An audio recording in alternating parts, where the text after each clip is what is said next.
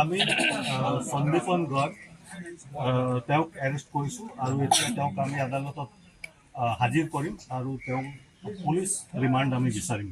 আমি তেওঁলোকক আহিবলৈ চামন জাৰি কৰিছোঁ আৰু তাৰ ভিতৰত এজন ৰূপকুমাৰ কলিতা আপোনালোকে জানে, তেওঁ হাজিৰ হৈছে, তেওঁক আমি জেৰা কৰি আছোঁ আৰু বাকীসকলকো আমি আহিবলৈ আকৌ চামন জাৰি কৰিম আৰু পৰৱৰ্তী মই মাত্ৰ এইটোৱে ক'ম যে তেওঁক আমি গ্ৰেপ্তাৰ কৰিছোঁ, এইটো তদন্ত চলি আছে, ইয়াতকৈ বেছি মই মন্তব্য কৰিব নোৱাৰোঁ। তেওঁলোকৰ লগত যোগাযোগ কিছুমান চলি আছে আৰু যিহেতু তেওঁলোক বিদেশত আছে, গতিকে বিদেশৰ এটা কিছুমান বিশেষ প্ৰক্ৰিয়াৰ থাকে, সেই প্ৰক্ৰিয়াৰ মাজেৰে আমি তেওঁলোকক লগত কমিউনিকেশ্যন কৰিছোঁ আৰু মই আশা কৰোঁ তেওঁলোকক ইনভেষ্টিগেশ্যনত জইন কৰিম। ছিংগাপুৰত তদন্ত কৰাৰ এটা বিশেষ প্ৰক্ৰিয়া আছে, সেইটো ভাৰত আৰু ছিংগাপুৰৰ মিউচুৱেল লিগেল ট্ৰিটিৰ অধীনতহে হ'ব।